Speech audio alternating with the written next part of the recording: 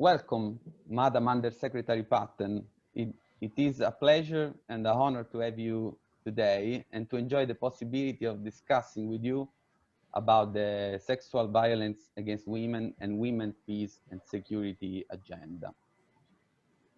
This is the third of a cycle of interviews to leading experts and personalities related to the themes of the Women, Peace and Security agenda. And just before starting our conversation, let me say a few words to introduce you.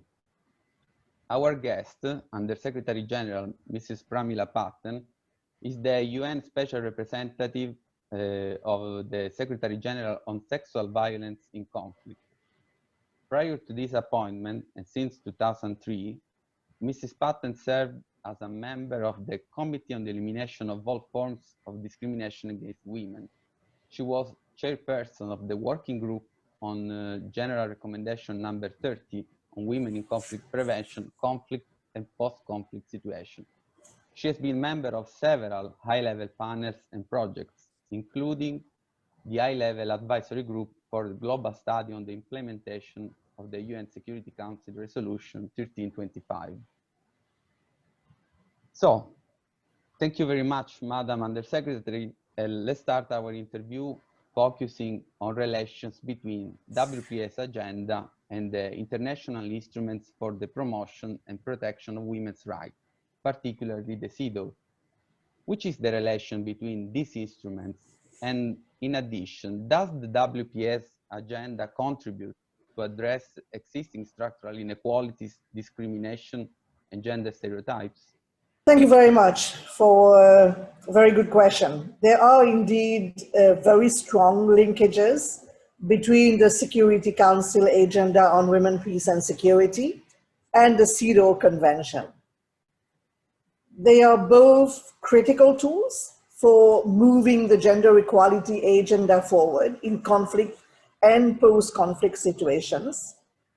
CEDAW is one of the most critical tools for moving the gender equality agenda forward in times of peace, but also in conflict and post-conflict situations. CEDAW, as you know, is the authoritative legal instrument on women's human rights and a binding source of international law for 189 states parties that have actually ratified it. The preamble of the convention, together with its 16 substantive provisions, established the requisite normative framework for the full protection of women in an armed conflict and advancement of their fundamental human rights in post-conflict context. And if you look at the provisions of the CEDAW Convention, they really encompass all dimensions of women's lives, and they draw on three critical principles, notably of equality, non-discrimination, and state obligation. And really protecting women's human rights at all times, advancing substantive gender equality before, during, and after conflict, and ensuring that women's diverse experiences are fully integrated into all peace building, peacemaking, and reconstruction processes. All these are very important objectives of the convention. On the other hand, the WPS resolutions of the Security Council provide member states with an internationally supported normative agenda, promoting the protection of human rights for women and girls in conflict and post-conflict situations, as well as the active participation of women and the integration of a gender perspective in peace processes. We have to recall that the adoption of Security Council Resolution 1325 was a landmark resolution in terms of the way it promotes greater attention to gender perspectives in the peace and security work of the United Nations. It was the first resolution to address the disproportionate and different impact of armed conflict of women. It also recognized the undervalued and underutilized contributions women make to conflict prevention peacekeeping, conflict resolution, and peace building, issues we are still struggling with today, 20 years down the line. And the resolution also stressed the importance of women's equal and full participation as active agents in peace and security. And it urges all actors to increase the participation of women and to incorporate gender perspective in all areas of peace building.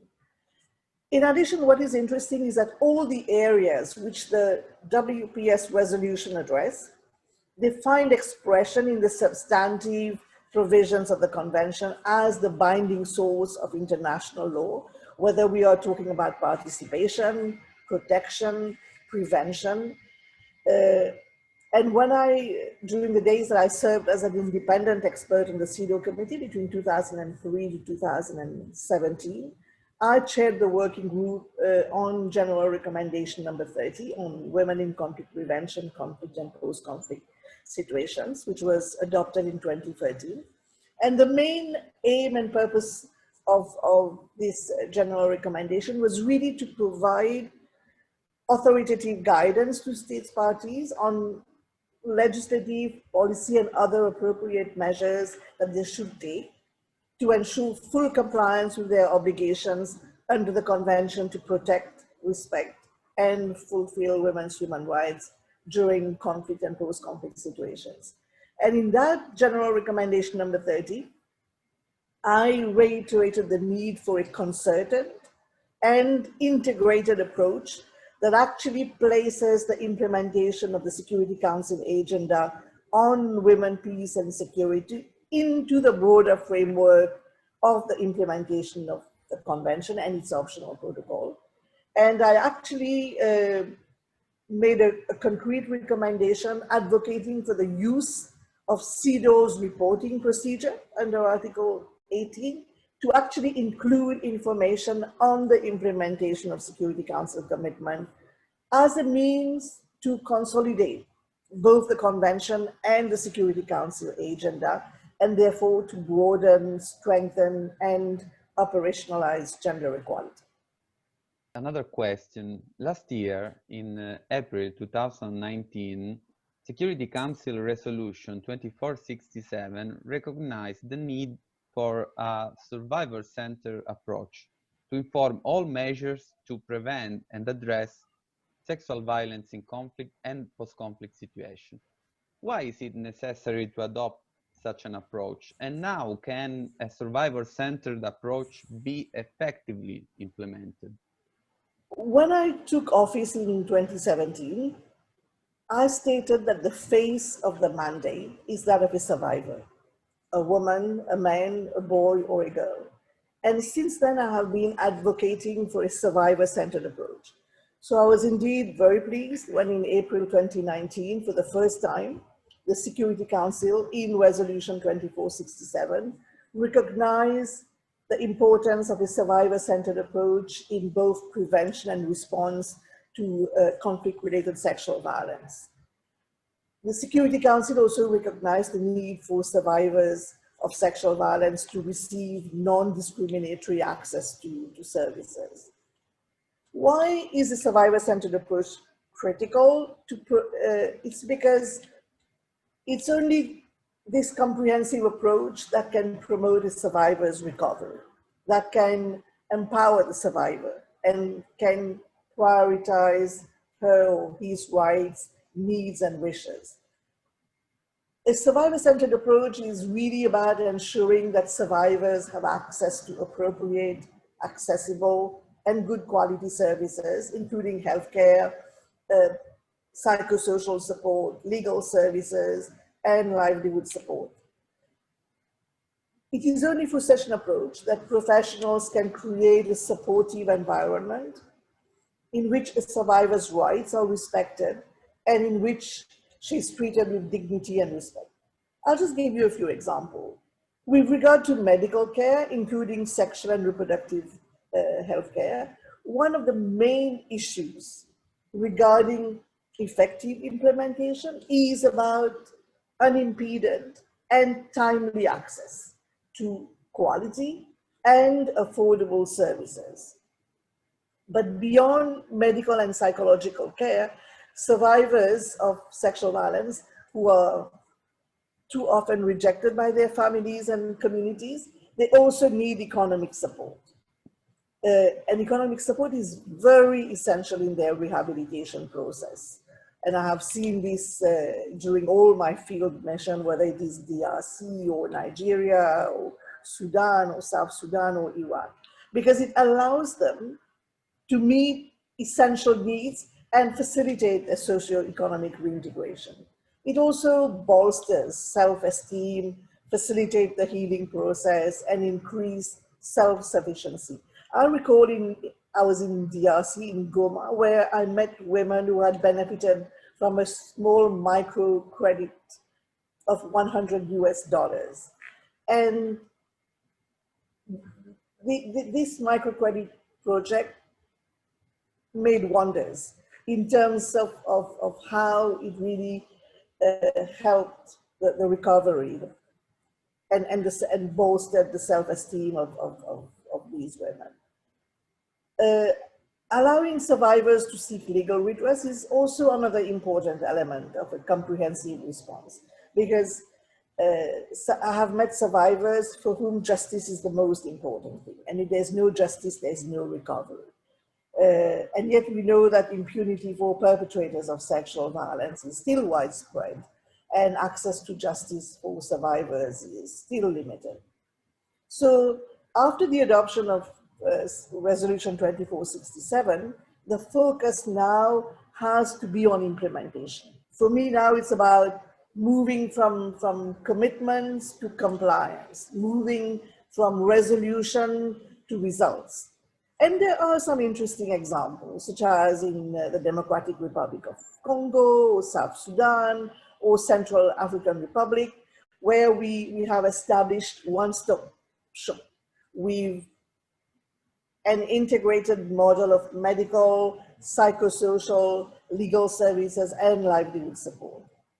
But we need to do more to ensure full implementation of the survivor-centered approach. And I have identified gaps in service provision, such as when it comes to male survivors of sexual violence. Men and boys are also victims of sexual violence, although women and girls are disproportionately affected. But when it comes to services, whether it is medical or psychosocial or even legal support, I see that there are gaps. There are no tailor-made services for men and boys.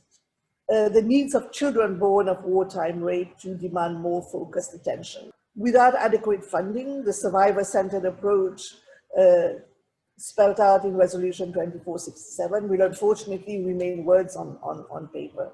So that's what I'm doing in terms of engaging with member states for them to understand what a survivor-centered approach is. And I'm very glad that you asked this question, because it helps to show that this costs money to provide these comprehensive services, holistic services to survivors, that we need adequate funding for that. What are the progresses made in the field of domestic prosecution for serious crimes of sexual violence in conflict-affected areas during the past 20 years? Are there persistent gaps in ensuring full accountability for perpetrators of sexual violence during armed conflict? Security Council Resolution 1820, which was adopted in 2008, 12 years ago, calls for the prosecution of those responsible for crimes of sexual violence, and also highlights the need to end impunity as part of a comprehensive approach to seeking sustainable peace, justice, truth, and national reconciliation. A year later, Resolution 1888, which establishes my mandate, also called for the deployment of a team of experts on the rule of law and sexual violence in conflict, working under my strategic leadership and situated in my office to support member states in addressing impunity for conflict-related sexual violence crimes by enhancing criminal accountability and judicial capacity. Although accountability has been a central focus of the United Nations mandate on addressing conflict-related sexual violence, Unfortunately, to date, very limited numbers of perpetrators of sexual violence have been brought to justice. When we look at the number of domestic prosecutions, when we look at the number of international prosecution for these crimes, and the scale worldwide of such crimes, we see that there is still a major impunity gap. For example, do you know that up to now, not a single victim of the sexual atrocities committed by ISIS or Boko Haram have received justice? Many members of ISIS and Boko Haram have been prosecuted and convicted, but only under charges of terrorism, and none of them have been prosecuted for the crimes of sexual violence. At the same time, while noting these persistent gaps in ensuring justice and accountability, it's important to acknowledge efforts at both national and international level, as demonstrated by some landmark convictions. But it is also important to understand why. Why is there such a persistent gap? What are the obstacles to justice and accountability? Firstly, we also have to acknowledge when governments make efforts to pursue justice and accountability. For example, we have seen landmark conviction in the Akayesu case in 1998 from the tribunal, International Tribunal for Rwanda. We have seen very recently in 2019 the conviction by the International Criminal Court and the imposition of a 30-year sentence on Bosco Taganda.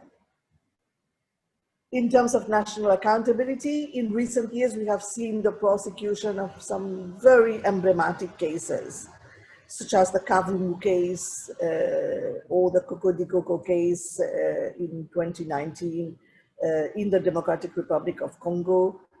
We have seen the Sipo Zalco case in Guatemala. There are currently some very important trials going on, again, in the Democratic Republic of Congo, trial of a warlord, Sheka. There are also some interesting, important trials going on in Colombia. But the reality is that we have a long way to go to ensure accountability for perpetrators of such heinous crimes. But I will also like to acknowledge efforts of government. And I go on mission and I meet heads of government and engage. And just to give you a concrete example, when I was in Central African Republic and discussing with the president about justice and accountability, and I was sitting with the president when he got a phone call about regarding a number of magistrates and judges who had been kidnapped, and their bodies were found, you know. So just like schools are destroyed in many of these countries, whether it is Mali, whether it is Central African Republic and other places, you know, courts are also very much attacked. So it's true that we know what needs to be done to improve accountability for conflict-related sexual violence, but the road remains long and bumpy because the challenges are multiple and multidimensional. To start with, there are serious challenges related to reporting, to investigating, and to prosecuting of these cases. You will agree that reporting sexual violence is the first step that survivors must take to engage the formal legal system. When I was in Iraq, talking to the head of the High Judicial Council about justice and accountability, he pointed out to me that not a single Yazidi woman has actually walked into a police station to give a formal declaration. They have talked to media. But they have not talked to, they have not made formal complaints. So there can be no justice and no accountability if cases of sexual violence are not reported in the first place. But of course, the reality is that there are many reasons why survivors are reluctant to report, due to a range of factors such as stigma, fear of reprisal, lack of safe channels for reporting, especially where police and state security forces had been implicated in the violence, limited awareness of their legal rights and of the legal system. But you also have damaged infrastructure and lack of confidence in law enforcement. I was in DRC, and I was told by judges, I had a meeting with a group of judges, and they explained to me that if a survivor is lucky to find a police station, it's not a police station like, you know, in Italy, or it's not Scotland Yard in London. It is a tiny infrastructure. There's no chair, there's no table, there's no paper for the officer to write, to record the statement. He has no pen, he has no pencil. So the survivor has to bring paper, pen, etc. There are other structural challenges, which include lack of access to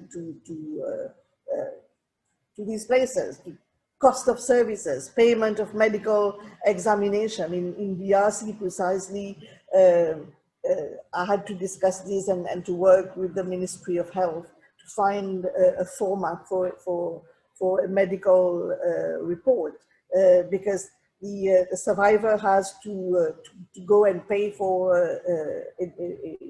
a doctor for a medical report, and she has to pay for that medical record to go to the police, and she has to pay for that police file to go to a court. There are also transportation challenges, and I've seen this in South Sudan, in Mali, where, you know, a survivor may have to walk for days before she's able to access a police station. So there are issues around transportation challenge, such as distance to police services.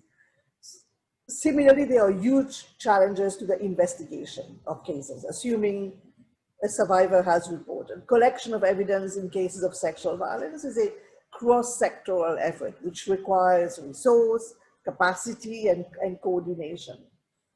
Police capacity and willingness to investigate and collect evidence of sexual violence vary depending on resource, mandate, training, and of course, when you have a government who is believed to be implicated in the perpetration of the violence, domestic investigation of these cases is especially unlikely to happen when it is a state-armed group or state police.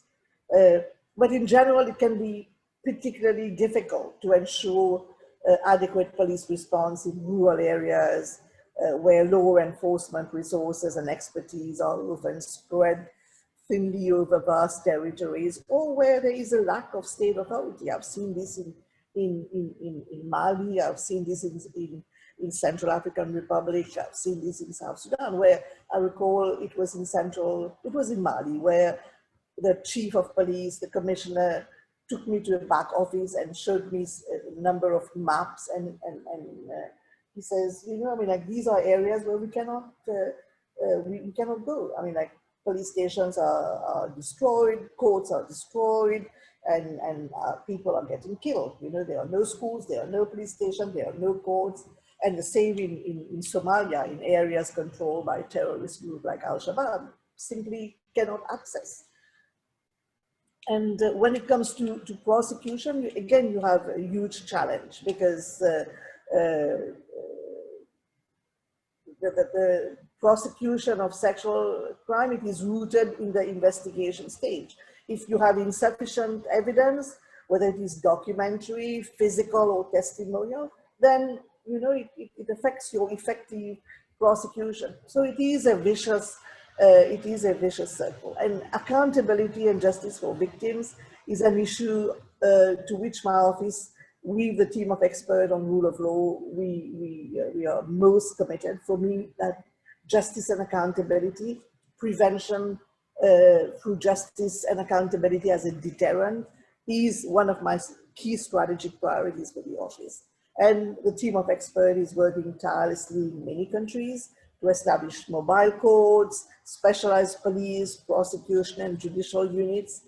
They are supporting member states in the area of legislative reform, ensuring that they have a legal framework in line with international norms and standards, ensuring that they have laws for victim and witness protection.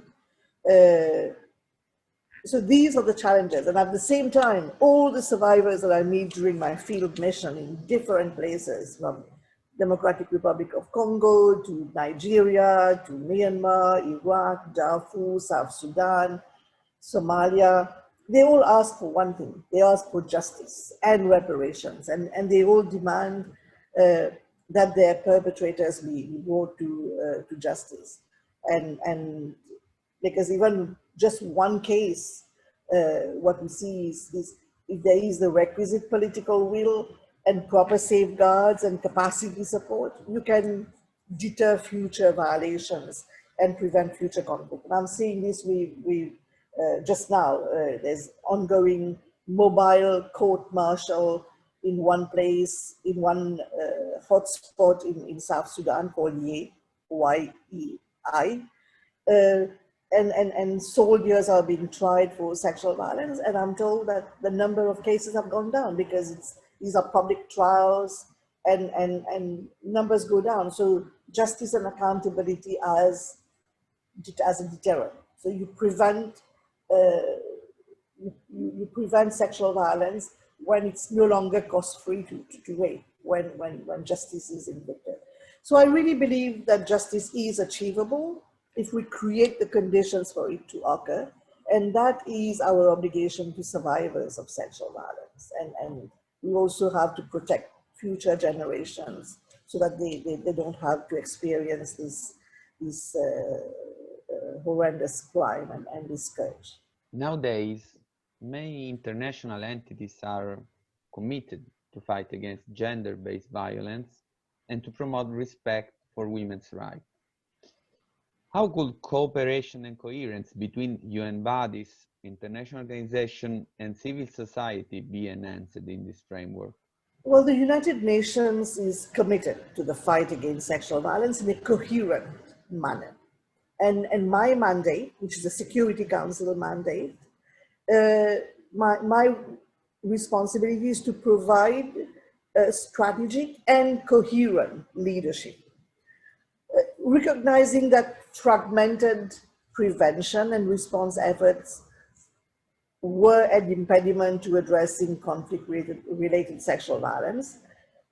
In 2007, so even before my mandate was established, the Secretary General's Policy Committee endorsed UN action as a critical joint UN system-wide initiative to guide advocacy, knowledge building, resource mobilization, and joint programming around sexual violence in conflict. When my office was established in 2010, the special representative of the Secretary General was assigned the responsibility to chair UN action against sexual violence in conflict. So currently, I chair UN Action Against Sexual Violence in Conflict, which is an interagency network comprising of 15 entities, 15, that work together to ensure that the UN delivers as one to survivors of sexual violence in conflict. So UN Action unites the work of the UN system with the goal of ending sexual violence in conflict. And in my office, I have a UN Action coordinator who that's her work. On every issue, she will consult with the 15 entities and she works under my strategic leadership, and she brings my vision to the network. So it really synergized effort from humanitarian, human rights, development, political and peacekeeping actors within the network to address conflict-related sexual violence. UN Action is a very strong concerted effort by the UN to work as one by amplifying advocacy, improving coordination and accountability, and also supporting country efforts to prevent conflict-related sexual violence and responding effectively to the needs of survivors. The core accomplishment of UN Action really lies in its capacity to catalyze action through innovative advocacy and policy coordination of a wide range of entities towards addressing conflict-related sexual violence while incorporating several different mandates. And I can assure you that the range of entities is significant. I mean, like it ranges from UNFPA to UN Women to UNICEF, UNHCR, IOM, UNDP, Office for Disarmament, Office for Counterterrorism. So it's huge. It brings all these people together. And UN Action is supported by the Conflict-Related Sexual Violence Multi-Partner Trust Fund, which really encourages cooperation because it funds projects that are implemented jointly by 2 or more UN agencies. So it gets the agencies to come together to work on projects. Just to give you an example, currently UN Action is funding a project with UNICEF and IOM on children born of rape in Iraq. With UNFPA and UN Women in South Sudan for a one-stop shelter that also includes livelihood support, medical, psychosocial, legal services, but also livelihood support.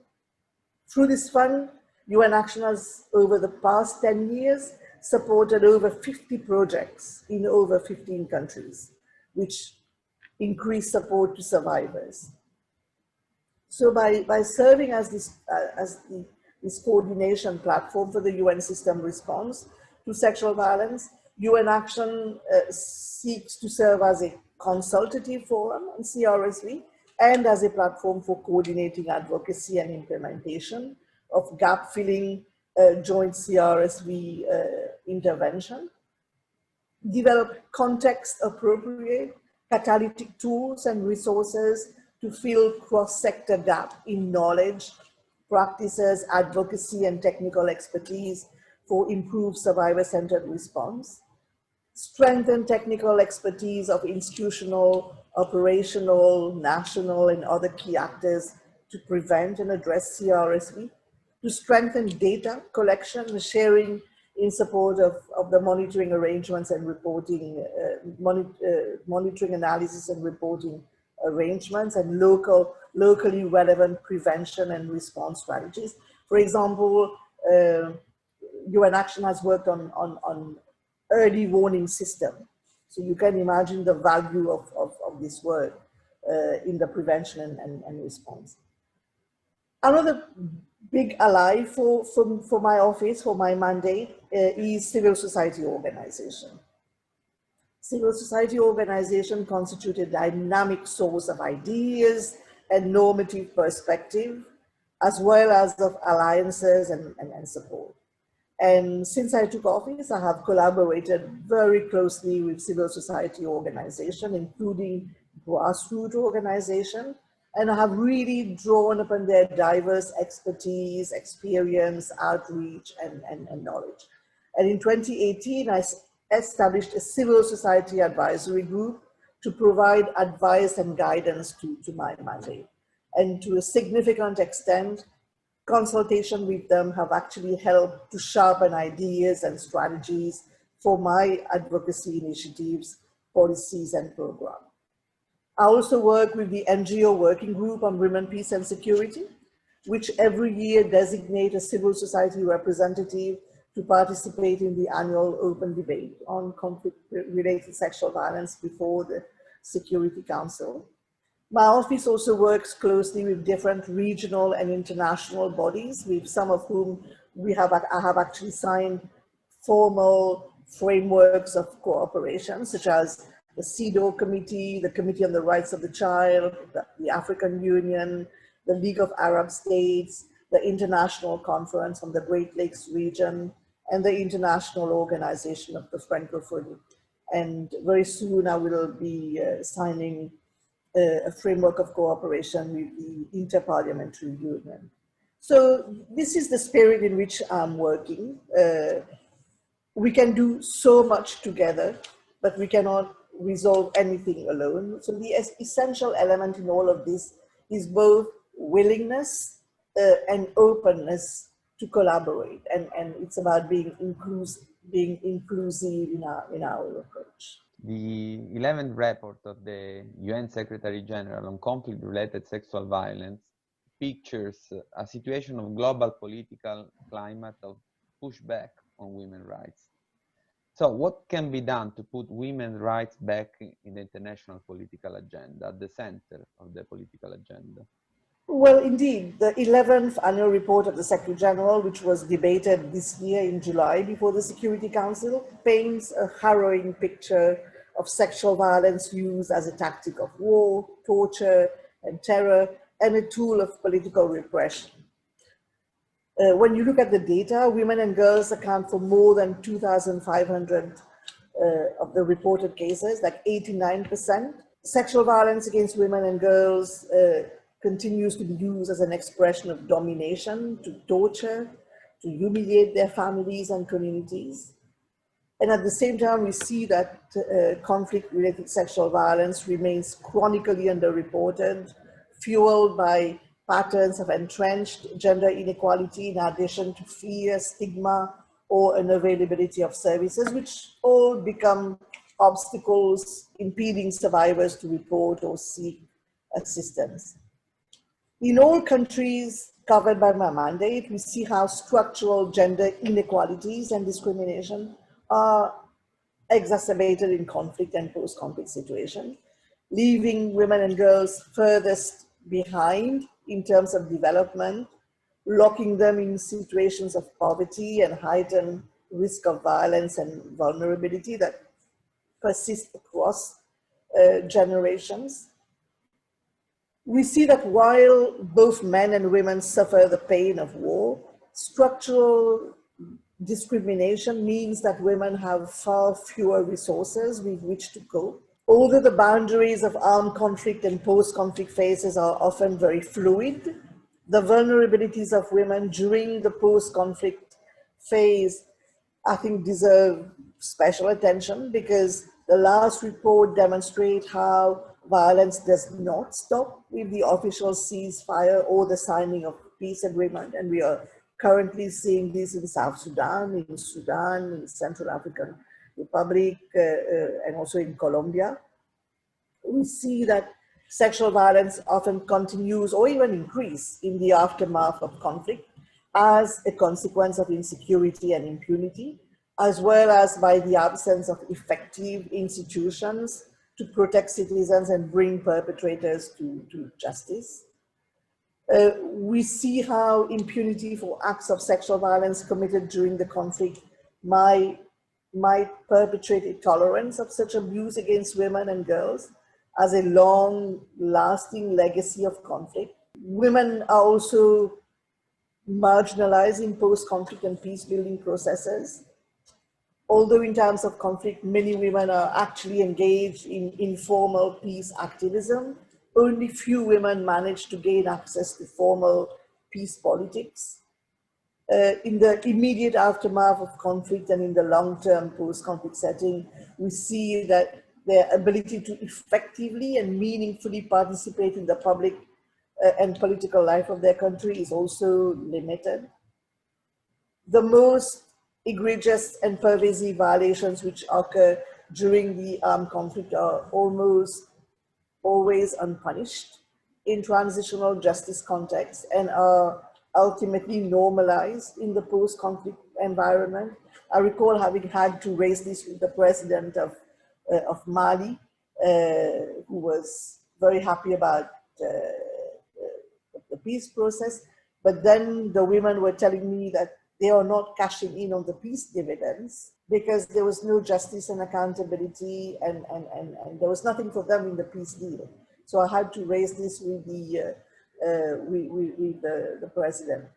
And unfortunately, in many contexts, we see how transitional justice mechanisms have and continue to fail women by not adequately delivering justice or reparations for harm suffered, and entrenching the flagrant impunity enjoyed by perpetrators of women's human rights violations.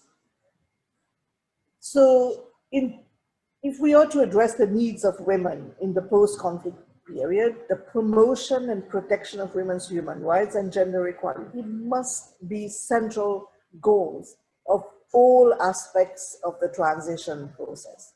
And my office supports national authorities in building stable and inclusive societies by reinforcing institutions that uphold the rule of law, because justice and the rule of law are essential for development.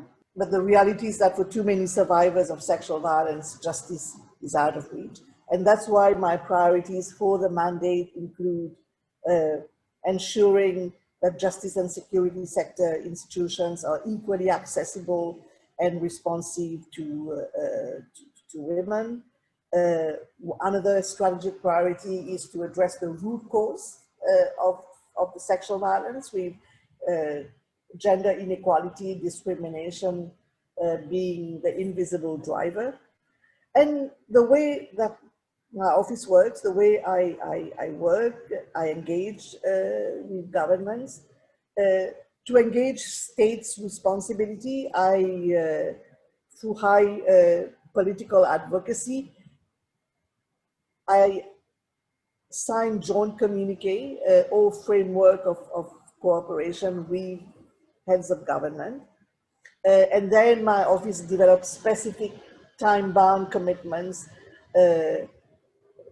in this joint communique framework of cooperation, which establish priority areas for a holistic approach to prevention and response to conflict-related sexual violence.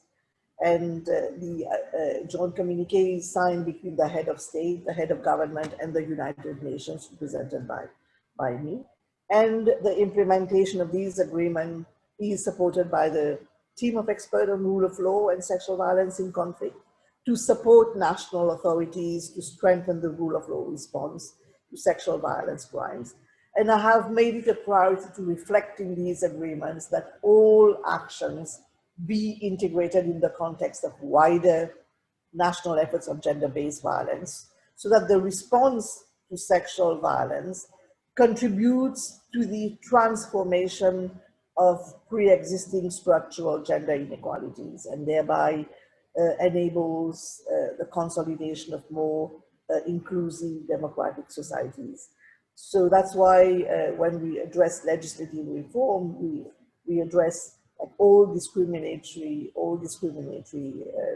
laws. And that's where the framework of cooperation with CEDAW also helps. That's where, except for Somalia and Sudan that have not ratified CEDAW, all the other countries in which I engage, being states parties to CEDAW, CEDAW is also used to ensure that they comply with their international obligations. Thank you very much, Madam Undersecretary, for dedicating your precious time to this interview. And thank you also for sharing your views on these issues.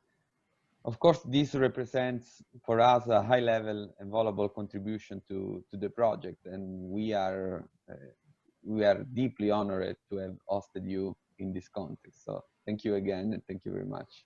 Thank you.